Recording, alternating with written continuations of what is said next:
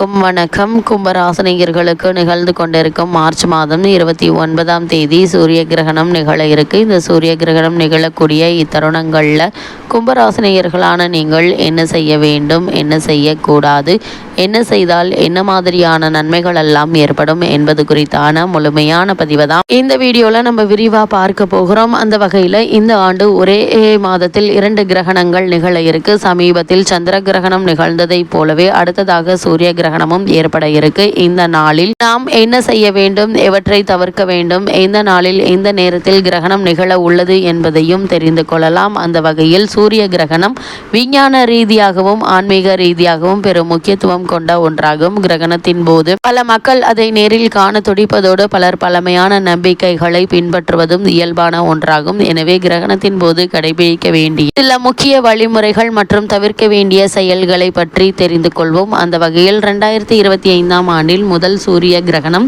2025ஆம் ஆண்டின் முதல் சூரிய கிரகணம் மார்ச் 13ஆம் தேதி நடைபெற்றது. முதல் கிரகணமே சந்திர கிரகணமாக அமைந்தது. இது பகுதி நேர சந்திர கிரகணமாக அமைந்ததாலும் இந்திய நேரப்படி பகல் பொழுதில் நிகழ்ந்ததாலும் எந்த பாதிப்பும் ஏற்படவில்லை. இந்த நிலையில் இந்த ஆண்டு மார்ச் மாதத்தில் 2வது முறையாக கிரகணம் நிகழ உள்ளது. இது சூரிய கிரகணமாகும். இது இந்த ஆண்டின் முதல் சூரிய கிரகணமாகும். மார்ச் 29ஆம் தேதி சனிக்கிழமை நிகழ இருக்கு. இதை ஆசியா, வட அமெரிக்கா, ஐரோப்பா, ஆப்பிரிக்கா, ஆர்டிக் உள்ளிட்ட உலகின் சில பகுதிகளில் காண முடியும் என தெரிவிக்கப்பட்டுள்ளது. இந்தியாவில் கிரகணம் ஏற்படும் நேரம் என்ன என்று பார்க்கும்போது இந்திய நேரப்படி பகல் 2:20 மணிக்கு துவங்கி மாலை 4:17 மணிக்கு உச்சமடைந்து மாலை 6:13 மணிக்கு நிறைவடைய உள்ளதாக சொல்லப்படுகிறது. இந்த சூரிய கிரகணத்தை இந்தியாவில் காண முடியாது எனவும் சொல்லப்படுகிறது. இருந்தாலும் ஆன்மீக ரீதியாக சூரிய கிரகணம் என்பது பகல் பொழுதில் நிகழ்வதால் அது முக்கியத்துவம் வாய்ந்ததாக கருதப்படுகிறது. இந்த நாளில் சில குறிப்பிட்ட விஷயங்களை கடைபிடிக்கவும் தவிர்க்கவும் வேண்டும் என சொல்லப்படுகிறது. இதனால் சில தீமையான விளைவுகள் ஏற்படுவதிலிருந்து தப்பிக்க முடியும் என சொல்லப்படுகிறது. சூரிய கிரகணத்தின் போது கடைபிடிக்க வேண்டியவை என்ன என்று பார்க்கும்போது கண்ணுக்கு பாதுகாப்பு. கிரகணத்தினை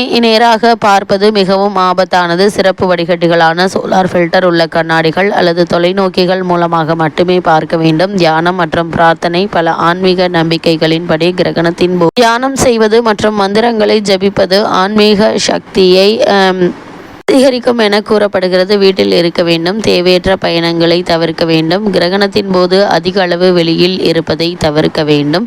குறிப்பாக இன்றைய நாளில் உணவு சாப்பிடலாமா என்று கேட்டிங்கன்னா உணவுகளை மூடி வைத்து பாதுகாக்க வேண்டும். கிரகணத்தின் போது உணவுப் பொருட்கள் கெடக்கூடும் என்பதால் அவற்றை மூடப்பட்ட உரைமுடிய பானையில் வைத்திருக்கவும். சிலர் துளசி இலை அல்லது தர்பை பொருட்களை உணவில் வைப்பது வழக்கமாக கொண்டுள்ளனர். கிரகணத்திற்கு பிறகு தூய்மையாக குளிக்க வேண்டும். கிரகண நேரத்திற்கு பிறகு பரிசுத்தமாக குளித்துவிட்டு வீட்டின் சூழல் சுத்தப்படுத்துவதே நல்லது. சாத்வீக உணவுகளை சாப்பிடுதல்.